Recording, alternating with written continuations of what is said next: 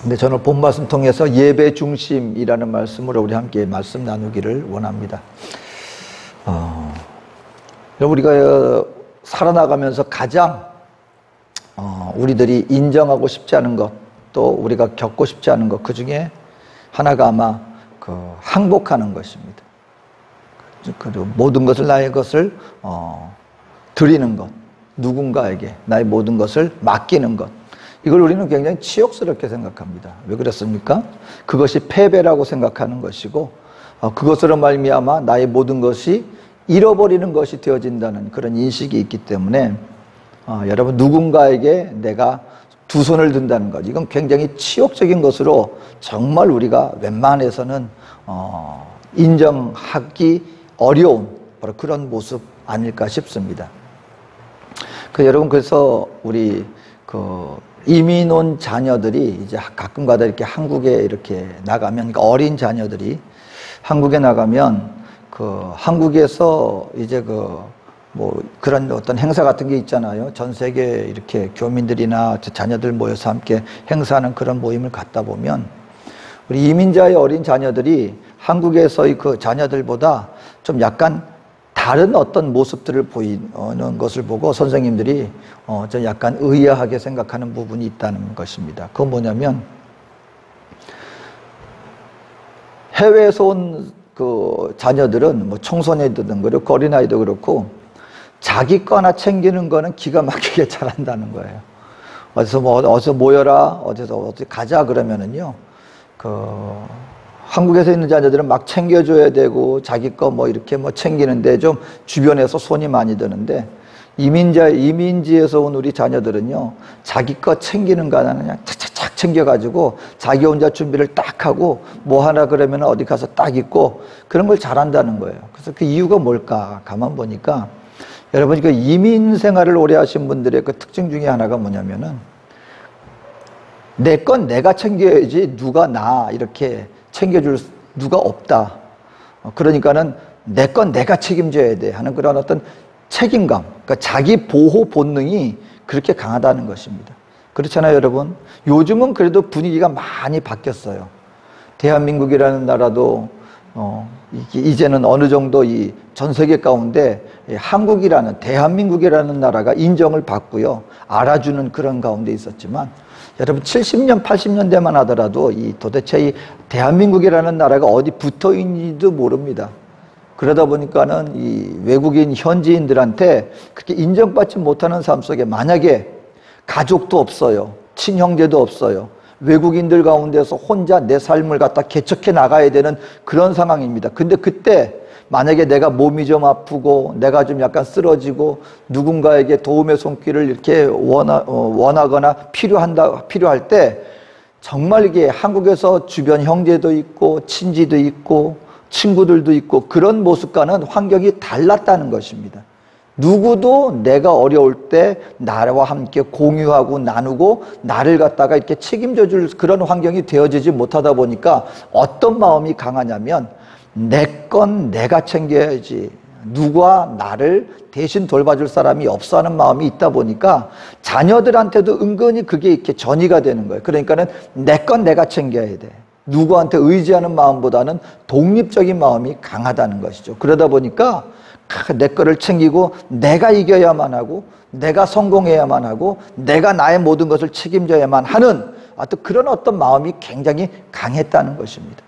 그것이 여러분, 비단 우리 이민자들 뿐이겠습니까? 삶을 살아나가다 보면은요, 누군가에게 내가 손을 벌린다는 것, 그리고 누군가에게 내가 항복을 선언한다는 것, 이건 대단히 치욕적인 것으로 우리가 여기고 그와 같은 것들을 굉장히 원치 않는 그런 마음들이 있습니다. 그런데요, 이런 독립적인 마음, 내 건 내가 책임져야지, 내 마음대로 해야지 하는 이런 마음들이, 여러분이 신앙생활에 나갈 때 우리 하나님 앞에서 예배하는 믿음의 성도들에게는 바로 이와 같은 것들이 굉장히 조심해야 될 부분들이 있다라는 것입니다. 왜냐하면 오늘 성경에 보면은요, 누누이 예배드리는 예배자의 그 중심이 무엇이냐, 예배자로서의 올바른 바른 자세가 어디서부터 시작되느냐, 우리가 그렇게 치욕적으로 여기고 정말 하고 싶지 않은 모든 것을 드리는 것, 거기에서부터 예배는 시작된다는 것을 우리는 알아야 한다는 것입니다.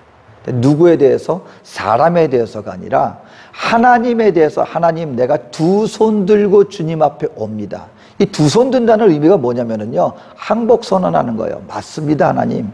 나의 모든 주권은 나에게 있는 것이 아니라 하나님께 있는 것이고, 나의 삶의 모든 것, 나의 존재 모든 것을 주님께 내어 맡기고 드립니다. 다시 말하면 완전한 항복을 선언하는 데서부터 이 예배는 시작된다라는 것을 우리는 알아야 된다라는 것입니다. 로마서 12장 1절에 보면은요, 이 사도 바울이 오늘 이 6장에서도 말씀했지만, 이 하나님께서 우리에게 얼마나 놀라운 은혜를 베풀어 주셨는가. 그냥 하나님은 정복자가 아니라 우리의 모든 인생을 빼앗고 쟁취하는 정복자로서 오신 분이 아니라 얼마나 우리 인생들에게 은혜를 베풀어 주신 좋으신 분인가에 대해서 다 설명하고 난 다음에 12장 1절에 이렇게 말씀합니다. 그러므로 형제들아, 내가 하나님의 모든 자비하심으로 너희를 권하노니 너희 몸을 하나님이 기뻐하시는 거룩한 산제사로 드리라. 이는 너희의 드릴 영적 예배니라. 여러분, 우리가 하나님 앞에 나와서 예배하는데 어떤 예배를 드려야 돼요? 영적 예배를 드리는 것입니다. 근데 영적 예배가 뭐라고요? 우리의 몸을 드리는 것, 우리의 마음을 드리는 것, 바로 그것이 영적 예배다라고 말씀을 해주고 있는 것입니다. 그러니까 오늘 저와 여러분들이 주님 앞에 나와서 정말 신령과 진정으로 내 마음을 다해서 우리가 하나님 앞에 예배를 드리기를 원합니다 할 때 그 예배 중심은 어디부터 시작하는 것이라는 것을 인식해야 됩니까? 모든 것을 주님께 드리는 데서부터 예배는 시작되는 것이다. 그러면 왜 우리가 하나님 앞에 이렇게 온전히 주님 손에 내어 맡기는 것이 필요함에도 불구하고 우리 마음속에서는 왠지 하나님 앞에 모든 것을 내 삶을 드리는 데 대해서 좀 꺼리는 마음이 있어요. 뭔가 우리를 갖다가 확 마음을 열고 내어 맡기지 못하게 우리를 끌어당기는 것들이 있다는 것입니다. 왜 그렇습니까? 왜 우리가 우리의 모든 삶을 드리는 것을 꺼려하게 만드는 요인이 무엇입니까? 첫 번째는 두려움이 있어요. 사람들 앞에 내가 하나님께 모든 것을 다 드리는 것이 마땅한데, 알고는 있는데 정말 그것을 내가 하나님 앞에 나의 삶을 드리려고 할 때 뭔가 나를 주춤하게 만드는 그 요인 중에 하나는 우리 마음속에 두려움이 있다는 것입니다. 어떤 두려움입니까? 하나님 앞에 모든 것을 드리면 내 삶의 모든 것을 잃어버리는 것 같은, 혹시나도. 그리고 또 한 가지는 만약에 하나님 앞에 내 삶을 다 드리게 되면 내가 이 땅 가운데, 이 세상 가운데서 누리는 그 모든 즐거움과 기쁨과 바로 그런 것들을 마치 다 그런 것들과 전혀 분리된 삶, 전혀 이 땅에서는 어떤 기쁨도 누리지 못하고 즐기지도 못하고 그냥 고생하고 희생하고 뭐 그런 삶을 살아야 되는 거 아니야? 라는 그런 어떤 두려운 마음이 알게 모르게 우리에게 존재한다는 것입니다. 여러분, 하나님께 내 삶을 드려야 합니다, 우리 인생을 드려야 합니다, 헌신해야 합니다 하면 뭘 생각합니까? 마치 전부 다 선교사가 되어가지고 저 오지 아프리카 같은 데 가가지고 그냥요, 모든 것, 이 땅에 있는 모든 즐거움과 쾌락과 문명적인 그런 즐거움을 다 떨쳐버리고 그냥 하나님 앞에 그냥 고생하면서 나가는 그런 걸 또 우리 염두에 두고 있다 보니까, 그래서 어떤 분은 부흥회 가가지고 너무너무 은혜를 받으면은요, 그렇게까지 기도하는, 하나님 은혜를 주시되 반만 주세요, 50%만 주세요. 100% 은혜를 받았다가 뭔 일이 날 것 같으니까 은혜를 받으면서도 한편으로는 하나님 하지만 50 조금만 주셔서, 그 무슨 어떤 마음이 있는 거예요? 은혜도 받고 주님 앞에 헌신도 하지만 이 땅에서 내가 즐기는 것들도 내가 다 놓기는 싫습니다 하는 그런 마음들이 있다 보니까 하나님 은혜를 주시되 50%만 주세요 하는 마음이 없잖아 있다는 것입니다. 그 실질적으로 그 생활에 나갈 때 어떤 그 자녀가 내가 뭐 혹시라도 은혜를 받을 때 내 자녀가 열심히 공부해서 이 땅 가운데 훌륭한 정말 좋은 직장과 그걸 되기를 원하는데 혹시라도 너무 은혜를 받아가지고 얘가 또 뭐 주의 종이 되는 거 아닌가, 그러면은 마음에 그분이 아주 훌륭한 신앙인임에도 불구하고 거기까지는 하나님 조금만, 거기까지는 이라는 마음이 없잖아 있다는 거예요.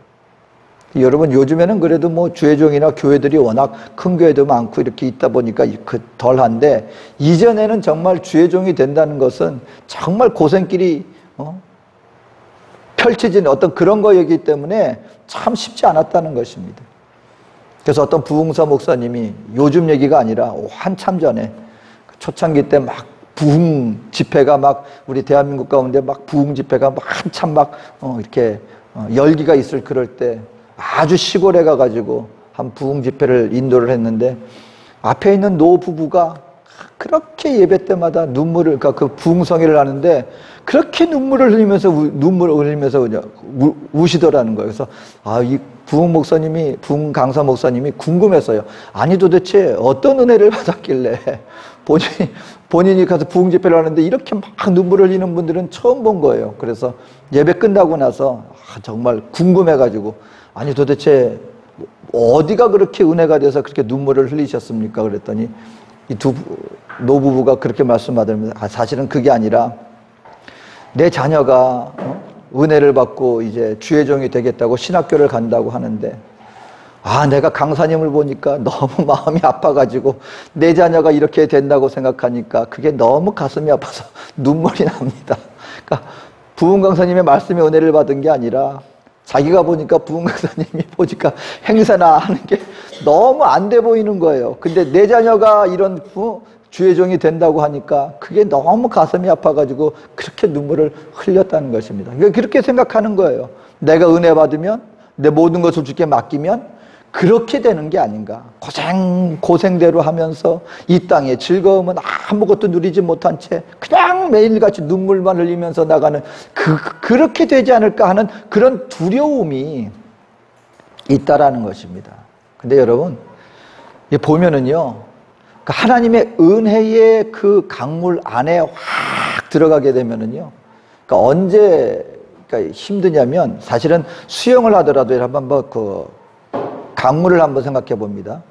수영을 어중간히 하시는 분들은 물에 들어가는 게 여러분 참 어려워요. 그러니까 저 같은 경우, 저는 수영을 약간은 하는데 완전히 못합니다. 그럼 어떻게 해요? 항상 수영장을 가더라도 옆에 뭔가 잡을 데 있는 데를 찾아갑니다. 왜냐면 수영장 한가운데 있다가는 내가 감당이 안 돼요. 그러니까 끝에서 내가 하다가 조금 지치면 어딘가 이제 잡을 데를 찾아요.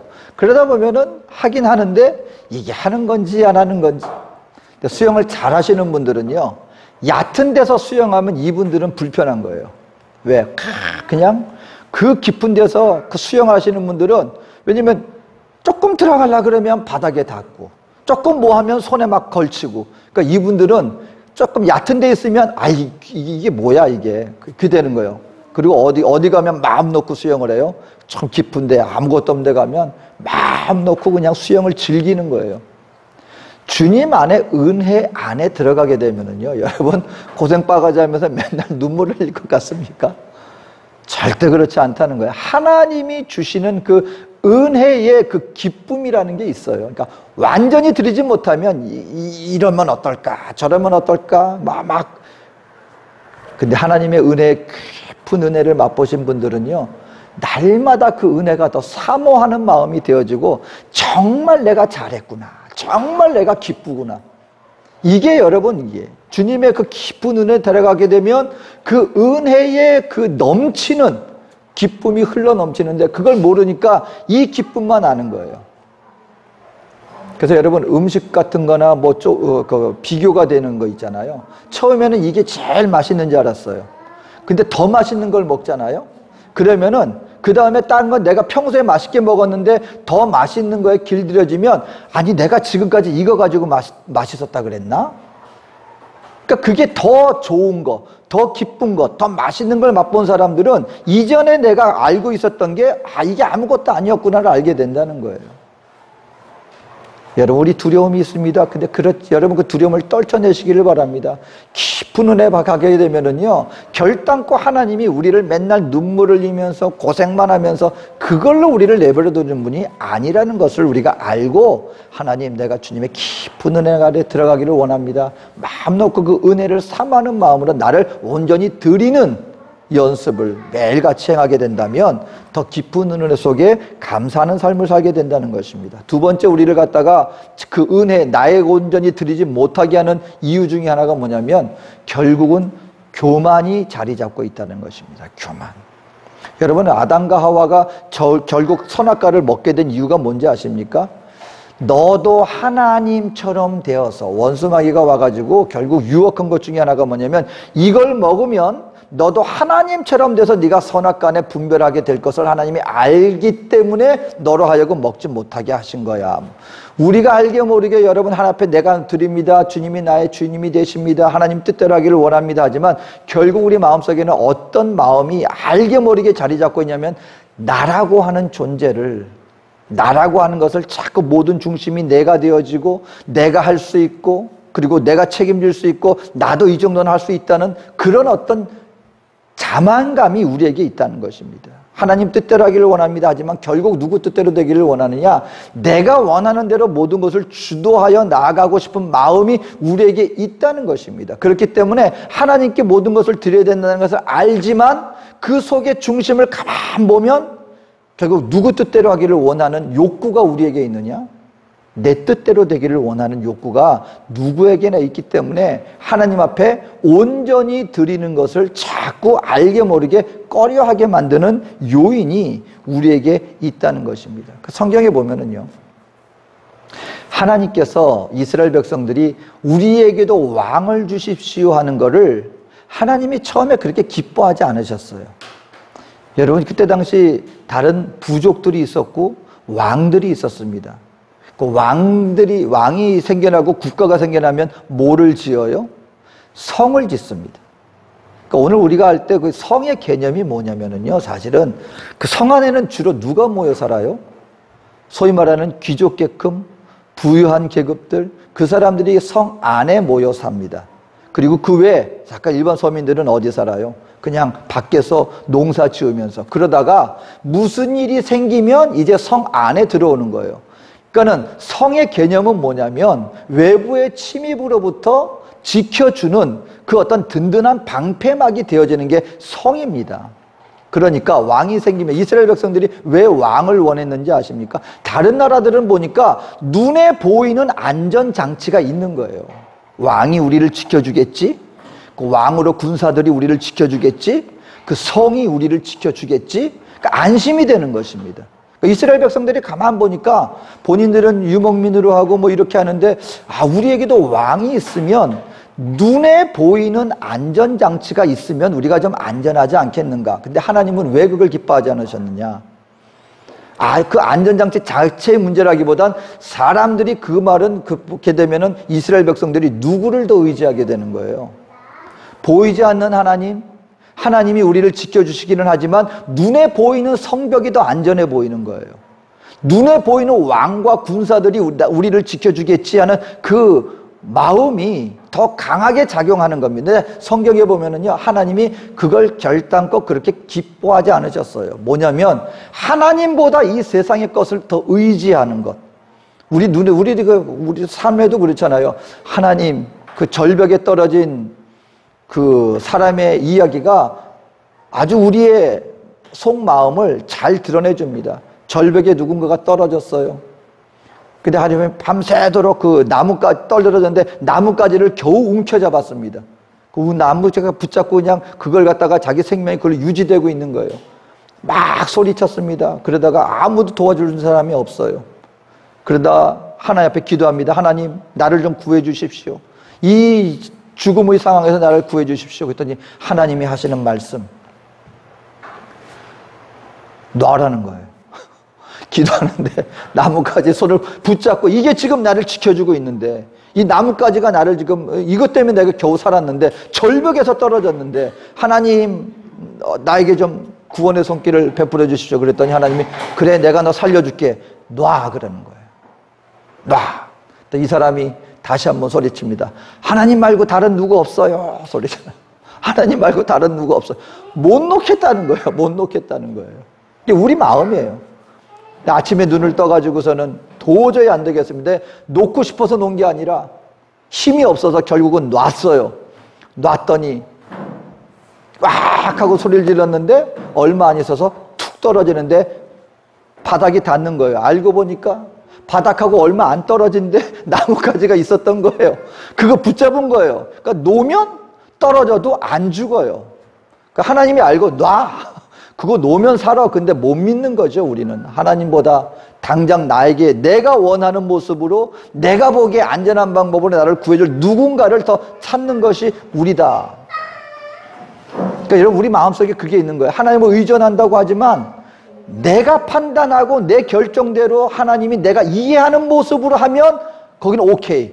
근데 그렇지 않으면 내 뜻대로 내 마음대로 내가 원하는 모습으로 살아나가기를 원하는 마음이 우리입니다. 그 마음 중심에는 뭐가 있는 것인지 아십니까? 하나님을 의지하기보다는 여전히 나를 의지하는 마음이 우리에게 있기 때문에 우리가 하나님 앞에 온전히 드리는 것을 꺼려하는 마음이 우리에게 있다. 이것이 우리를 하나님 앞에 드리는 것을 방해하는 요인 중에 하나라는 것입니다. 두려운 마음, 내 모든 거 다 손해보는 거 아니야? 이거 내 뜻대로 내 인생 가운데 모든 즐거움 다 잃어버리는 거 아니야? 아니면 하나님보다도 내가 여전히 아직까지도 내가 삶에 눈에 보이는 것, 내 손에 잡히는 것 의지하는 마음이 있는 것 아닌가? 이것들이 우리를 하나님 앞에 나아가고 맡기는 것을 방해하는 요인이 된다는 것입니다. 그런데요, 여러분, 이 모든 것을 극복하고 하나님 앞에 다 드리잖아요. 하나님 항복합니다. 오늘 예배 중심은 바로 그거예요. 하나님, 내 모든 주권을 다 내어 맡깁니다. 하나님 뜻대로 되기를 원합니다. 내 인생을 드립니다. 이 마음 자세로 주님 앞에 영의 예배를 드리게 되면 하나님이 우리에게 주시는 축복의 모습이 있습니다. 그 중에 하나가 평강입니다. 하나님 앞에 완전히 내어 맡긴 사람들에게는 하나님이 주시는 그 축복의 은혜가 있는데 그게 바로 평강의 은혜를 주십니다. 욥기 22장 21절에 이렇게 말합니다. 너는 하나님과 화목하고 평안하라. 그리하면 복이 내게 임하리라. 하나님께 화목하게 되어지면 평강이 우리에게 임합니다. 그 평강 가운데 하늘의 복이 우리에게 임한다라고 말씀하고 있습니다. 여러분 그럴 수밖에 없어요. 예를 들어보세요. 어마어마하게 강한 나라하고 만약에 누구 상대하고 원수가 돼 있다고 생각해 보세요. 거듭 말씀드리지만 우리 인생은요 하나님하고 원수된 모습으로 지금 전락하고 말았다는 것을 알아야 합니다. 우리의 마지막은 무엇이다? 사망입니다. 그렇게 평생을 살아간다고 한번 생각해 보세요. 내일이 없어요. 그리고 우리의 마지막은 멸망이에요. 지금 우리가 50년 70년, 100년 살아나간다고 하지만 하나님이 보실 때는 산다고 하지만 이미 죽은 자라는 말씀이 성경에 있는 거예요. 왠지 아십니까? 마지막이 죽음인데 그리고 인생들은 죄로 말미암아 하나님과 원수된 존재가 있는데 이런 인생 속에 하늘의 진노를 피할 자가 없다는 것입니다. 이런 가운데 있는데 무슨 평강이 우리에게 있겠습니까? 알게 모르게 오늘 내가 노세 젊어서 노세 지금 순간적인 쾌락과 즐거움으로 아무리 우리 인생 가운데 여러분 평강을 찾아보려고 하지만 우리 마음 중심에는 뭐가 있어요? 항상 사망이라고 하는 이 권세 아래서 우리가 항상 두려움이 있을 수밖에 없는 것입니다. 그런데 그 하나님과 화목하게 되었어요. 나는 하나님의 자녀가 되었어요. 그때 하늘로부터 우리에게 주어지는 평강이 있습니다. 완전히 내어 맡긴 자들에겐 이젠 주님 손에 내가 맡겼으니 나의 인생을 인도하시는 분도 하나님이시요 나의 결국 마지막도 인도하시는 분은 하나님이시니 내가 주님께 모든 것을 의탁합니다. 그리고 그 하나님 우리에게 영생의 평강을 우리에게 주신다는 것입니다. 둘째는 자유를 우리에게 주십니다. 자유를. 여러분 알게 모르게요. 우리가 하나님 없이 다 맡기지 못하는 삶을 살 때 알게 모르게 우리는 이 죄의 사슬에 얽매여 있는 우리 마음이요 무언가에 묶여 있는 것.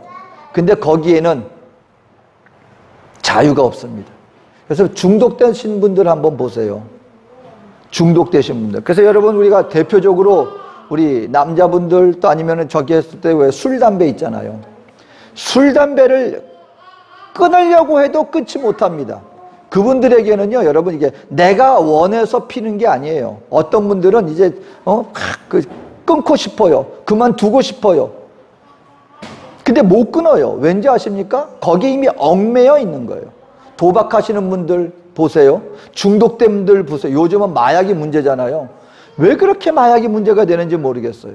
근데 마약에 한번 이렇게 중독되신 분들, 아니면 도박에 중독되신 분들, 그것으로 가정의 파탄이 났습니다. 완전히 그냥 그 인생이 완전히 나락으로 갔습니다. 근데 그분들 하는 게 뭔지 끊고 싶어요. 더 이상 하고 싶지 않아요. 근데 시간이 되면 자기도 모르게 그 자리에 가서 앉아 있다는 거예요. 도박에 중독되신 분들, 정말 안타까운 분들 얘기 많이 듭니다. 정말 죽고 싶대요. 끊고 싶대요. 근데 이상하대요. 그 시간만 되고, 그리고 어느 순간이 되면 자기도 모르게 옷을 입고 있고, 어느 순간 보면 그 도박장 앞에 가 있다는 거예요. 끊지를 못하는 거예요. 중독입니다.